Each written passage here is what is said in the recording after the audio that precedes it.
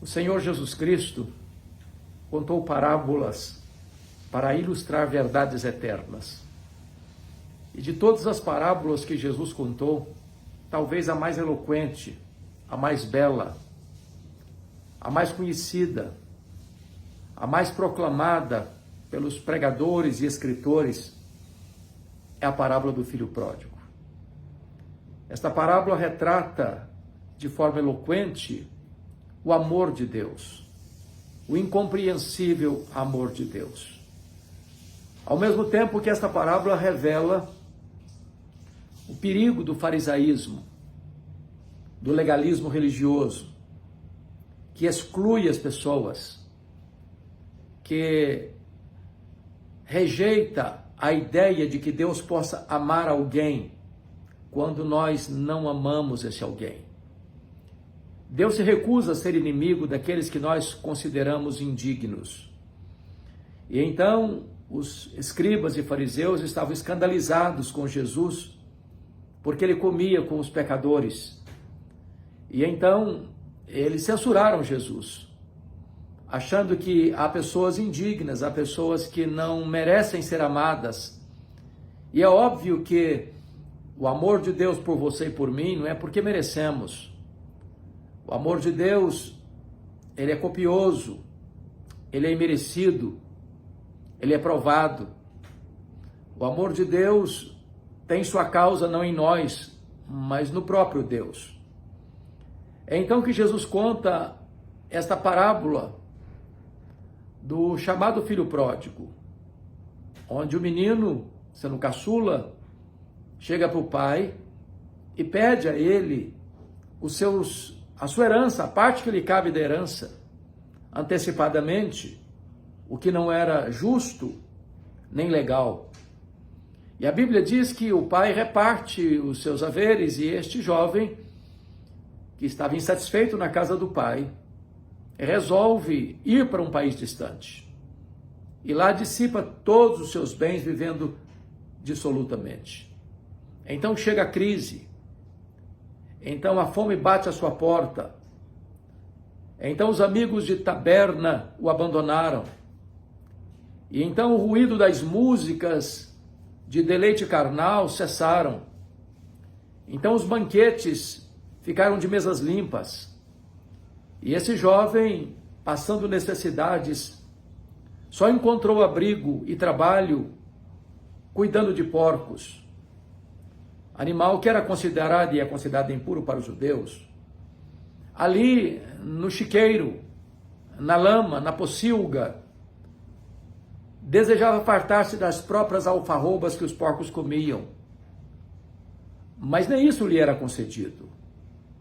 Foi quando ele caiu em si e pensou: quantos trabalhadores na casa de meu pai têm pão com fartura, e eu aqui morro de fome. Levantar-me-ei e irei ter com meu pai, e lhe direi: pai, pequei contra os céus e diante de ti. Já não sou digno de ser chamado teu filho, trata-me como um dos teus trabalhadores. E diz o texto que vinha ele ainda longe, quando o seu pai o avistou, correndo ao seu encontro, o abraçou e beijou. E o filho então começa o seu discurso, dizendo: pai, eu não sou digno de ser chamado teu filho. Pequei contra o céu e diante de ti. E o filho não conseguiu encerrar o seu discurso de confissão, quando o pai deu ordens expressas: ide buscar a melhor roupa, sandália para os pés, anel para os dedos, e matai o bezerro cevado, e alegremo-nos e regozijemo-nos, porque este meu filho estava perdido e foi achado, estava morto e reviveu. O filho mais velho, ao chegar, escutando o barulho das músicas e a festa que estava no ar, pergunta o que está acontecendo e informaram a ele: é o teu irmão, ele voltou, o teu pai o recuperou com saúde.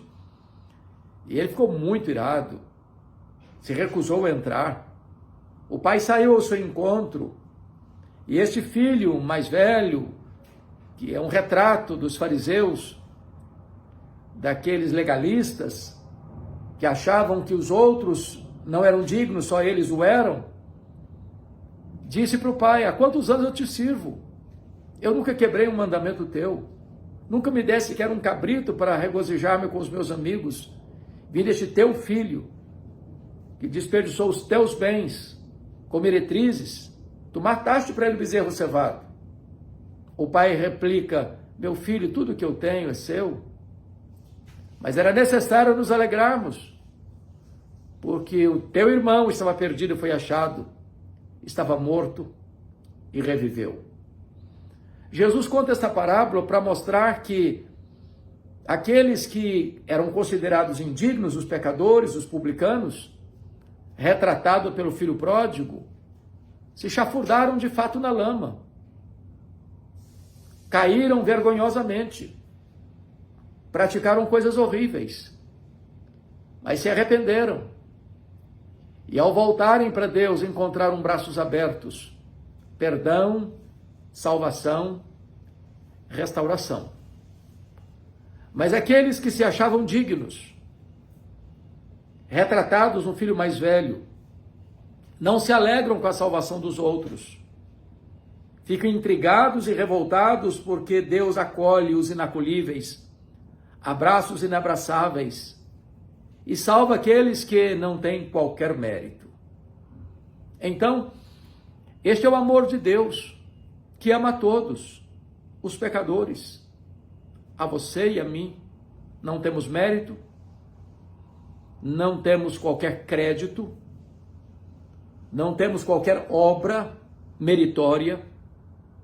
A Bíblia diz que Deus nos amou sendo nós fracos, ímpios, pecadores e inimigos. Estávamos mortos nos nossos delitos e pecados e Ele nos deu vida. Éramos escravos do diabo, da carne, do mundo, e Ele nos ressuscitou, dando-nos vida eterna. E aqui está então este eloquente amor de Deus, amor eterno, amor imerecido, amor abundante, amor provado. E agora eu quero remeter você então à história do pródigo, porque nós somos esse pródigo. Nós estávamos perdidos e fomos achados. Nós estávamos mortos e recebemos vida. E a vida desse pródigo pode ser resumida em 4 fases bem distintas. A primeira delas é quando ele estava na casa do pai. Ele tinha tudo. Ele tinha pão com fartura. Ele tinha o pai, ele tinha o irmão. Ele tinha muitas pessoas que trabalhavam na casa do pai, os seus servidores, que tinham pão com fartura. Mas num dado momento da vida, a insatisfação entrou no seu coração. Num dado momento, ele imaginou que ele merecia mais. Que tudo que ele tinha não dava significado e sabor à sua vida. Então ele resolve romper com tudo aquilo. Ele era feliz e não sabia. Ele tinha tudo e achava que não tinha nada. Ele não se deleitava no pai, ele não tinha prazer nas coisas do pai. E esse é um grande risco na vida do ser humano. É a ingratidão, é a insatisfação, é olhar para as bênçãos de Deus e não valorizá-las. É ter vida, é ter saúde, é ter família, é ter um teto, é ter uma cama, é ter uma mesa, é ter o pão de cada dia, é ter o cuidado divino, a providência de Deus, as bênçãos e as benesses do Eterno, que tudo faz para o nosso pleno aprazimento nele. Mas mesmo assim jogamos fora, ficamos insatisfeitos, ingratos, como Adão e Eva no Éden, que a despeito de terem sido criados por Deus à sua imagem, à sua semelhança, a despeito de receberem o privilégio de gerirem a criação, de serem os gestores da criação, ainda estavam insatisfeitos, picados pelo veneno da antiga serpente. Acharam que mereciam mais, queriam mais, não se satisfizeram em ser criaturas e as maiores, queriam ser iguais a Deus. Esse foi o problema do pródigo, esse é o problema nosso ainda hoje, o problema da insatisfação e da ingratidão, de mesmo tendo tudo, consideramos o tudo como nada. Então vem a segunda fase na vida desse moço. É quando ele pega a sua herança antecipada, como que não se importando mais com seu pai, achando que o pai já não tem valor para ele, ele quer o que o pai tem. E ele pega os seus haveres e vai para um país distante. E Jesus cuidadosamente não denomina que país é esse. É um lugar distante, distante do pai, distante do irmão, distante das cobranças, onde ele queria viver a vida sem freios, sem limites, onde ele queria curtir todas as taças dos prazeres do mundo, onde ele queria usufruir o que o mundo podia lhe oferecer.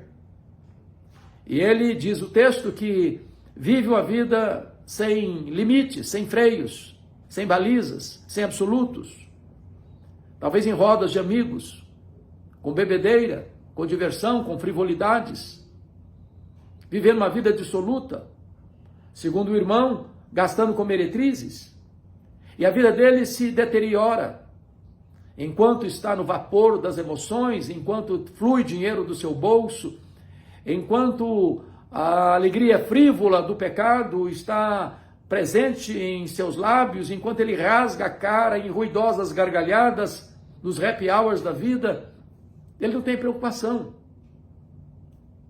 Ele acha que é feliz, mas não o é. Ele era infeliz, nem percebia isso. É assim também no mundo. Quando você passa pelas ruas das pequenas ou grandes cidades, você vê pessoas ali ao redor de uma mesa de botequim, bebendo, ouvindo músicas, dançando, aparentemente se alegrando. Parece que elas estão celebrando a vida, mas há um vazio no coração. Há uma perturbação na alma. Há uma insatisfação na mente. Essas coisas não satisfazem, essas coisas não preenchem o vazio. O pecado é um engodo, é um engano, é uma farsa. O diabo é mentiroso. Promete vida e paga com a morte, promete alegria e paga com a tristeza. Promete felicidade e traz a culpa. Promete liberdade e escraviza. As alegrias que o mundo oferece são passageiras, são epidérmicas, superficiais. Elas não preenchem o vazio. As pessoas curtem todas as taças, as pessoas correm para lá, correm para cá, fazem as viagens mais fantásticas, hospedam nos hotéis mais caros, se banqueteiam nos restaurantes mais requintados e classificados, vestem as roupas mais caras, desfrutam de tudo que o mundo oferece. Mas tudo isso não passa de vaidade, de bolha de sabão. Só tem colorido, mas não tem conteúdo. Elas não são felizes de verdade. Então, esse filho pródigo enfrenta uma terceira fase na sua vida. Quando a Bíblia diz que a crise chegou. A fome assolou aquele país distante. Os amigos foram embora, porque amigos não eram. As músicas cessaram. As rodadas de bebida acabaram. A comida faltou na mesa. O dinheiro fugiu do bolso. A crise se abateu sobre ele. E agora a felicidade o abraça. A solidão o abraça. Todos fugiram. São falsos amigos aqueles que rasgam a cara nas ruidosas gargalhadas, nos happy hours da vida.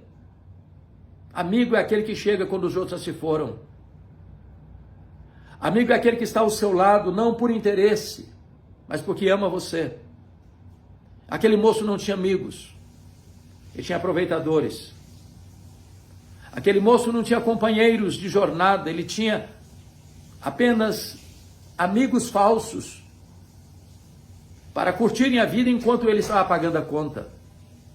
E ele se viu só e desamparado, longe do pai, longe de casa, longe da verdadeira alegria, longe da verdadeira felicidade.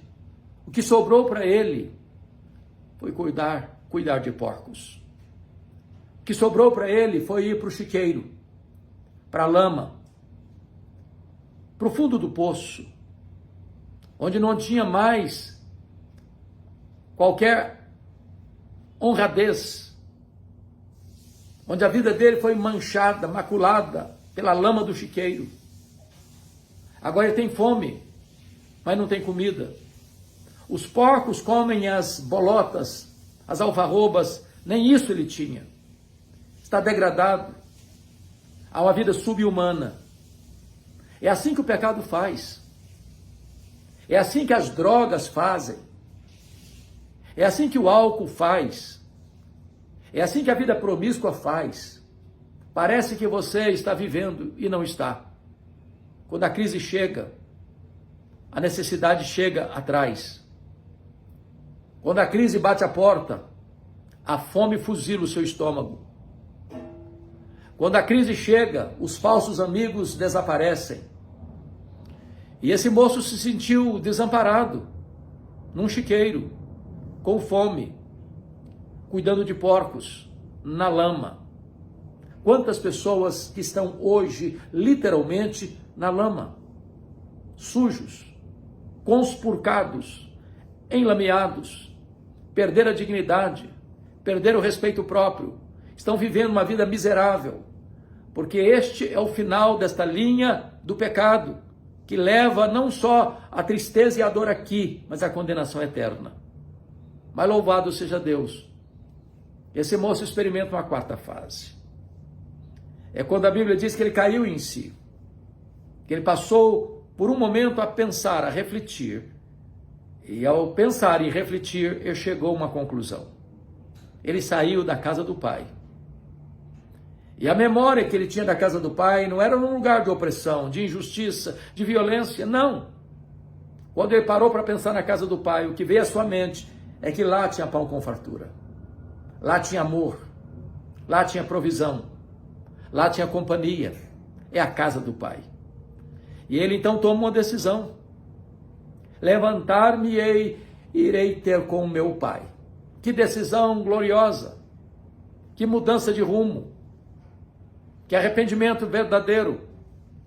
Porque muitas pessoas, quando lembram da casa do pai, não têm boas lembranças. Outros apenas lembram da casa do pai, mas não tomam qualquer atitude. Esse moço diz, levantar-me-ei, irei ter com meu pai. Se ele ficasse apenas lembrando, com reminiscências, ele poderia ter se afundado ainda mais. Agora, na mágoa, na tristeza, na depressão, na autocondenação, na culpa. Mas ele não só reconhece que a casa do pai tem pão com fartura, mas ele se levanta. Ele vai para lá. Ele toma a decisão de voltar. E esse é o verdadeiro arrependimento. O arrependimento implica em consciência do erro, em tristeza pelo erro, em abandono do erro. E ele está de volta para a casa do pai, ensaiando um discurso. Pai, pequei contra o céu e diante de ti. Já não sou digno de ser chamado teu filho. Trata-me como nos teus trabalhadores, jornaleiros. Ele reconhece que nada merece. Mas ele volta. Talvez perguntando, será que o pai vai me receber? E para sua surpresa, quando vinha ele ainda longe, o seu pai o avistou. O seu pai correu ao seu encontro. O seu pai o abraçou e beijou.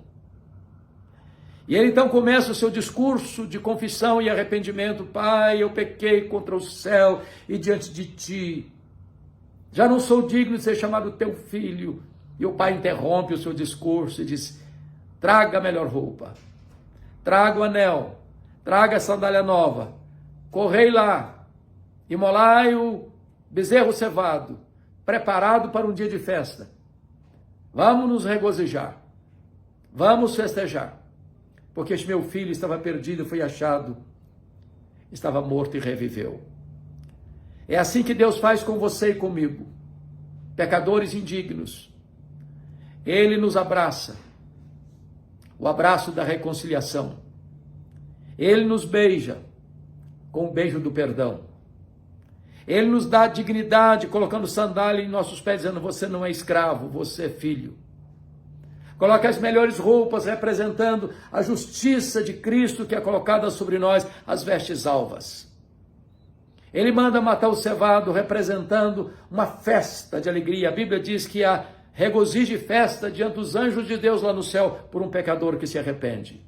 Naquela casa houve festa, porque o pródigo voltou.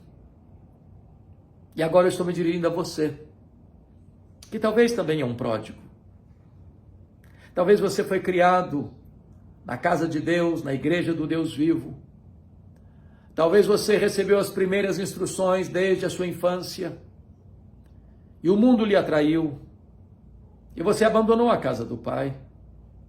Por um tempo você curtiu a vida, mas tudo que você experimentou, tudo que você jogou para dentro de você não preencheu o vazio do seu coração, não satisfez a sua alma.